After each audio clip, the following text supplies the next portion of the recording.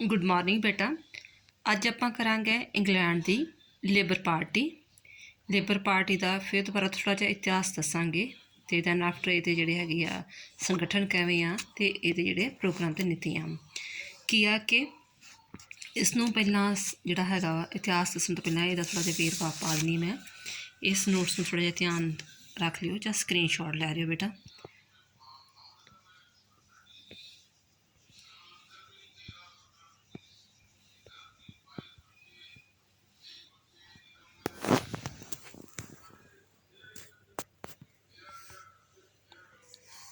क्या labour party का जन्म कदों होया? 1905 विच, ठीक है। तो 1923 विच जिहड़ी हैगी आ ये पहली बार जिहड़ी हैगी आ रेमसे मैकडॉनल्ड के अधीन जिहड़ी हैगी सरकार बनी। फिर इन्हें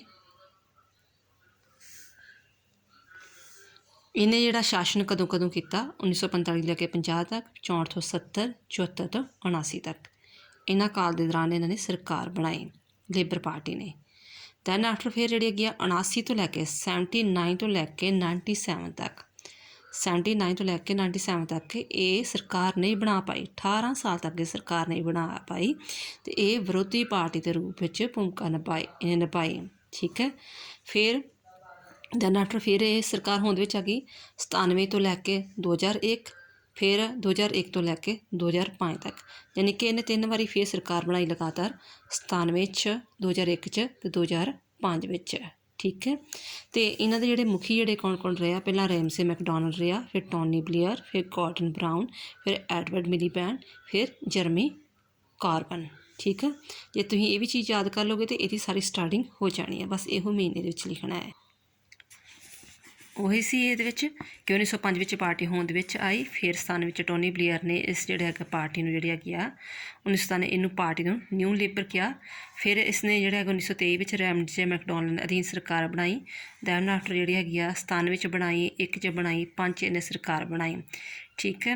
ਅਤੇ ਜਿਹੜੀ ਹੈਗੀ ਆ 79 ਤੋਂ ਲੈ ਕੇ 97 ਤੱਕ ਜਿਹੜੀ ਹੈਗੀ ਆ 79 ਤੋਂ ਲੈ ਕੇ 97 ਤੱਕ ਇਹਦੀ ਇਹ ਵਿਰੋਧੀ ਦਲ ਦੇ ਰੂਪ ਵਿੱਚ ਸਰਕਾਰ ਬਣੀ ਇਹਦੀ। फिर दैन आफ्टर जोड़ा गा टोनी ब्लेयर जोड़ा ही इस सरकार बनी तो कहता बने रहने पिछों फिर जोड़े है दैन आफ्टर फिर है गॉर्डन ब्राउन बनया इस पार्टी का नेता बनया। नैक्सट टोनी ब्लेयर तो बाद गॉर्डन ब्राउन से तो बाद एडवर्ड मिलीबैंड को इस जी पार्टी का नेता बनया।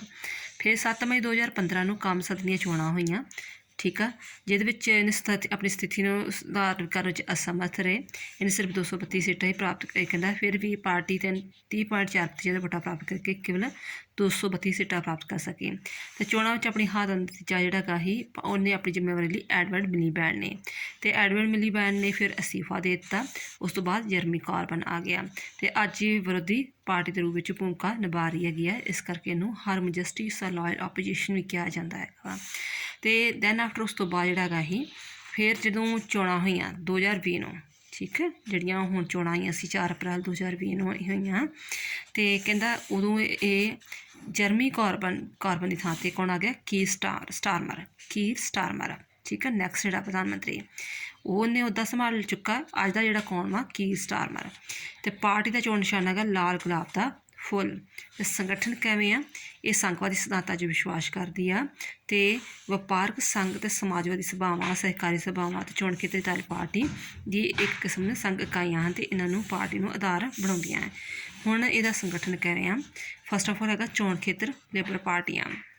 इसकी मैंबरी कहता व्यक्तिगत रूप में भी की जा सकती है तो सभावां रूप में भी की जा सकती हैगी है। तो इन्हां दी एक हर एक दी कार्यकारी कमेटी हुंदी हैगी आ। दैन आफ्टर प्रदेशक परिषदां कंजरवेटिव पार्टी की तरह ही जी हरी लेबर पार्टी दी जिहड़ियां प्रदेशक परिषदां हुंदियां वा तो प्रदेशक परिषद जी एक प्रदेशक प्रबंधक की देख रेख हेठां ही काम करती हैगी आ। नैक्सट है राष्ट्रीय कार्यकारी कमेटी। हर साल पार्टी का एक सम्मेलन हुंदा वा जिस विच वक्-वक् जिहड़े हैगे मजदूर संघां दे प्रतिनिधि हो गए, लेबर पार्टी के संसद के मैंबर हो गए, अगलियां संसदी चोणां लई जिहड़े संभावी उम्मीदवार है जिन्हां ने इलैक्शन लड़नी आ वो हो गए वो इस विच हिस्सा लैंदे हैगे आ। नैक्सट ਇਹਦੇ ਪ੍ਰੋਗਰਾਮ ਤੇ ਨੀਤੀਆਂ ਕੀ ਪ੍ਰੋਗਰਾਮ ਨੀਤੀਆਂ ਸੇਮ ਹੀ ਉਹਨਾਂ ਵਰਗੀਆਂ ਹੀ ਆ ਕੰਜ਼ਰਵੇਟਿਵ ਪਾਰਟੀ ਵਰਗੀਆਂ। ਕਹਿੰਦਾ ਵਿਦਿਆ ਪ੍ਰਣਾਲੀ ਵਿੱਚ ਸੁਧਾਰ ਕਰਨਾ ਚਾਹੁੰਦੀ ਹੈ। ਇਹ ਪੜ੍ਹੇ ਲਿਖੇ ਅਤੇ ਮਤਲਬ ਸੋਚਦੇ ਹੈ ਕਿ ਜੇ ਸਾਡਾ ਦੇਸ਼ ਤਾਂ ਹੀ ਵਿਕਾਸ ਕਰ ਸਕਦਾ ਹੈ ਜੇ ਸਾਡੇ ਦੇਸ਼ ਦੇ ਵੱਧ ਤੋਂ ਲੋਕ ਪੜ੍ਹੇ ਲਿਖੇ ਅਤੇ ਸਿੱਖਿਅਕ ਹੋਣਗੇ। ਇਸ ਲਈ ਉਹ ਧਨ ਦੀ ਜਿਹੜੀ ਖਰਚੋ ਜਿਹੜੀ ਹੈਗੀ ਆ ਉਹ ਵਿੱਦਿਅਕ ਸਹੂਲਤਾਂ ਵਾਸਤੇ ਵੱਧ ਤੋਂ ਵੱਧ ਕਰਨਗੇ। ਠੀਕ ਹੈ, ਤਾਂ ਜੋ ਜਿਹੜੀ ਹੈਗੇ ਆ ਇਸ ਤੋਂ ਇਲਾਵਾ ਉਹ ਕਲਾਸਾਂ ਦਾ ਸਿਸਟਮ ਕਿਵੇਂ ਬਣਾਉਣਗੇ ਕਿ 30 ਇੱਕ ਕਲਾਸ ਵਿੱਚ ਵੱਧ ਤੋਂ ਵੱਧ 30 ਵਿਦਿਆਰਥੀ ਹੋਣ, ਇਸ ਤੋਂ ਜ਼ਿਆਦਾ ਨਾ ਹੋਣ। ਅਤੇ ਫਿਰ ਇਸ ਤਰ੍ਹਾਂ ਜਿਹੜੀ ਹੈ ਬਾਲਗ ਸਿੱਖਿਆ ਨੂੰ ਉਤਸ਼ਾਹਿਤ ਕਰਦੇ ਆ। ਕਾਰਨ ਤੇ ਟੈਕਸ ਨੀਤੀ ਕੀ ਆ, ਕਹਿੰਦਾ ਹੈ ਕਿ ਟੈਕਸ ਮਤਲਬ ਵੀ ਇਹ ਨਹੀਂ ਚਾਹੁੰਦੇ ਕਿ ਵੱਧ ਤੋਂ ਵੱਧ ਟੈਕਸ ਇਕੱਠਾ ਕੀਤਾ ਜਾਵੇ। ਉਹ ਚਾਹੁੰਦੇ ਆ ਕਿ ਟੈਕਸ ਨੂੰ ਇਸ ਤਰ੍ਹਾਂ ਮਤਲਬ ਜਿਹੜਾ ਹੈਗਾ ਵਾ ਡਿਸਟਰੀਬਿਊਟ ਕੀਤਾ ਜਾਵੇ ਕਿ ਜਿਹੜਾ ਬਹੁਤ ਵਧੀਆ ਹੈਲਥੀ ਇਨਵਾਇਰਮੈਂਟ ਕ੍ਰੀਏਟ ਹੋ ਸਕੇ। ਇਸ ਲਈ ਕਹਿੰਦਾ ਪਾਰਟੀ ਟੈਕਸ ਦੀ ਹੇਠਲੀ ਅਤੇ ਉੱਪਰਲੀ ਦਰ ਹੇਠਲੀ ਦਰ ਅਤੇ ਉੱਪਰਲੀ ਦਰ ਵਿੱਚ ਵਾਧਾ ਕੀਤੇ ਜਾਣ ਦੇ ਹੱਕ ਵਿੱਚ ਨਹੀਂ ਹੈ। ਆਉਣ ਵਾਲੇ ਸਮੇਂ 'ਚ ਪਾਰਟੀ ਆਮਦਨ ਕਰ ਦੀ ਹੇਠਲੀ ਦਰ ਨੂੰ 10% ਤੱਕ ਲਿਆਉਣ ਲਈ ਯਤਨ ਕਰੇਗੀ। ਮੁਦਰਾ ਪ੍ਰਸਾਰ ਨੂੰ 2.5%। ਜੇ ਪੁਆਇੰਟਸ ਆ ਨਹੀਂ ਲਿਖਣਾ ਤੁਸੀਂ ਜਸਟ ਕਹਿ ਸਕਦੇ ਹੋ ਹੇਠਲੀ ਦਰ ਅਤੇ ਉੱਪਰਲੀ ਦਰ ਦੇ ਵਿੱਚ ਮਤਲਬ ਜਿਹੜੀ ਆ ਉਹਨੂੰ ਮਤਲਬ ਠੀਕ ਤਰ੍ਹਾਂ ਕਰਨਾ ਚਾਹੁੰਦੀ ਹੈਗੀ ਆ। ਅਤੇ ਬੱਚਤ ਨੂੰ ਉਤਸ਼ਾਹਿਤ ਕਰਨਾ ਚਾਹੁੰਦੀ ਹੈਗੀ ਆ। ਬੇਰੁਜ਼ਗਾਰਾਂ ਨੂੰ ਦੁਬਾਰਾ ਕੰਮ 'ਤੇ ਲਾਉਣਾ ਚਾਹੁੰਦੀ ਹੈਗੀ ਆ। ਅਤੇ ਪਾਰਟੀ ਦਾ ਵਿਚਾਰ ਹੈ ਕਿ ਰਾਸ਼ਟਰੀ ਆਮਦਨ ਵਿੱਚ ਵਾਧਾ ਕੀਤੇ ਜਾਣ ਲਈ ਜਿਹੜੀਆਂ ਸਰਵਜਨਕ ਸੇਵਾਵਾਂ ਵਾ ਸਰਕਾਰੀ ਸੇਵਾਵਾਂ ਉਹਦੇ ਵਿੱਚ ਵੱਧ ਤੋਂ ਵੱਧ ਇਨਪੁੱਟ ਨਿਵੇਸ਼ ਜਾਰੀ ਕੀਤਾ ਜਾਵੇ। ਸਿਰਫ 2-3 ਲਾਈਨਾਂ 'ਚ ਐਕਸਪਲੇਨ ਕਰਨਾ ਹਰ ਇੱਕ ਪੁਆਇੰਟ ਨੂੰ। ਨੈਕਸਟ ਹੈਗਾ ਵਾ ਵਣਜ ਅਤੇ ਉਦਯੋਗ ਨੀਤੀ ਯਾਨੀ ਕਿ ਬਿਜ਼ਨਸ ਐਂਡ ਇੰਡਸਟਰੀ ਪਾਲਿਸੀ। ਇਹਦੇ ਵਿੱਚ ਵੀ ਵਿਕਾਸ ਕਰਨਾ ਚਾਹੁੰਦੀ ਹੈਗੀ ਆ। ਇਸ ਲਈ ਉਹ ਕੀ ਚਾਹੁੰਦੀ ਜਿਹੜੇ ਛੋਟੇ ਉਦਯੋਗ ਵਾ ਉਹਨਾਂ ਨੂੰ ਵੀ ਸਹਾਇਤਾ ਦਿੱਤੀ ਜਾਵੇ। ਉਹ ਤਾਂ ਸਹਾਇਤਾ ਹੋ ਸਕਦੀ ਆ ਜੇਕਰ ਜਿਹੜੀ ਸਰਕਾਰ ਦੀ ਜਿਹੜੀ ਆ ਦਖਲਅੰਦਾਜ਼ੀ ਉਹਨੂੰ ਖਤਮ ਕੀਤਾ ਜਾਵੇ। ਅਤੇ ਜਿਹੜੇ ਕੰਮ ਕਰ ਰਹੇ ਆ ਮਜ਼ਦੂਰ ਵਗੈਰਾ ਉਹਨਾਂ ਨੂੰ ਉਹਦੇ ਵਿੱਚ ਪਾਰਟੀਸਪੇਸ਼ਨ ਦਿੱਤੀ ਜਾਵੇ। ਨੈਕਸਟ ਹੈਗਾ ਰੁਜ਼ਗਾਰ ਦੇ ਵਧੇਰੇ ਮੌਕੇ। ਕਹਿੰਦਾ ਕਿ ਉਹ ਸੋਚਦੇ ਆ ਕਿ ਵੀ ਸਾਡੇ ਦੇਸ਼ ਵਿੱਚ ਬਹੁਤ ਜ਼ਿਆਦਾ ਬੇਰੁਜ਼ਗਾਰੀ ਹੋ ਰਹੀ ਆ। ਇਸ ਲਈ ਜਿਹੜੇ ਹੈਗੇ ਆ ਉਹਨੂੰ ਉਹ ਕੀ ਕਰੇਗੀ ਜਦੋਂ ਉਹਨਾਂ ਦੀ ਸਰਕਾਰ ਬਣੂਗੀ ਤਾਂ ਘੱਟੋ ਘੱਟ 2,50,000 ਨੌਜਵਾਨਾਂ ਨੂੰ ਉਹ ਰੁਜ਼ਗਾਰ ਦੇਵੇਗੀ। ਇਸ ਤੋਂ ਇਲਾਵਾ ਕੰਮ ਕਰਨ ਲਈ ਮੌਕੇ ਦਿੱਤੇ ਜਾਣਗੇ। ਇਕੱਲੇ ਮਾਪਿਆਂ ਲਈ ਕੰਮ ਕਰਨ ਲਈ ਉਚਿਤ ਵਾਤਾਵਰਨ ਵਗੈਰਾ ਦਿੱਤਾ ਜਾਵੇਗਾ। ਠੀਕ ਹੈ, ਨੈਕਸਟ ਹੈ ਸਿਹਤ ਸੇਵਾਵਾਂ। ਇਹ ਜਿਹੜੀ ਹੈਗੀ ਆ ਕਹਿੰਦਾ ਕਿ ਰਾਸ਼ਟਰੀ ਸਿਹਤ ਸੇਵਾਵਾਂ ਨੂੰ ਦੁਬਾਰਾ ਤੋਂ ਸਟਾਰਟ ਕਰਨਾ ਚਾਹੁੰਦੀ ਹੈਗੀ ਆ ਰਾਸ਼ਟਰੀ ਸਿਹਤ ਸੇਵਾਵਾਂ ਨੂੰ। ਇਸ ਲਈ ਉਹ ਕੀ ਕਹਿੰਦੀ ਆ, ਕਹਿੰਦਾ ਕਿ ਇਸ ਲਈ ਉਹ ਹਸਪਤਾਲ ਜਿਹੜੇ ਹੈਗੇ ਆ ਹਸਪਤਾਲਾਂ ਵਿੱਚ ਪ੍ਰਦਾਨ ਕੀਤੀ ਜਾਣ ਵਾਲੀ ਸੇਵਾ ਦਾ ਪੱਧਰ ਜਿਹੜਾ ਉੱਚਾ ਚੁੱਕਿਆ ਜਾਵੇਗਾ।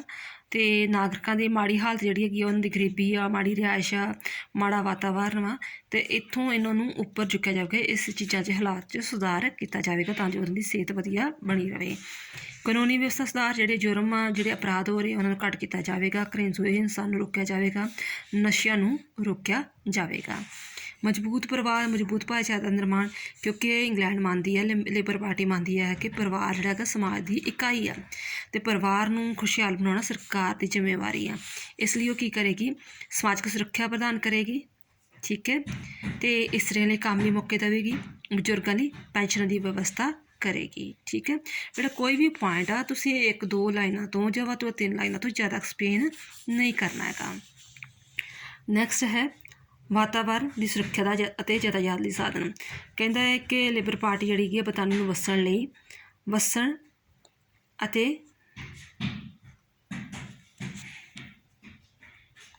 ਰਹਿਣ ਲਈ ਸਭ ਤੋਂ ਵਧੀਆ ਦੇਸ਼ ਬਣਾਉਣਾ ਚਾਹੁੰਦੀ ਆ।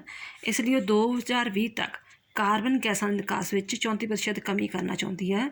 ਇਸ ਤੋਂ ਇਲਾਵਾ 3rd ਰਨਵੇ ਜਿਹੜਾ ਹੈਗਾ ਵਾ ਉਹਨੂੰ ਬਣਾਉਣ ਦੇ ਹੱਕ ਵਿੱਚ ਹੈਗੀ ਆ। ਨੈਕਸਟ ਰਾਜਨੀਤਿਕ ਸੰਵਿਧਾਨ ਸੁਧਾਰ।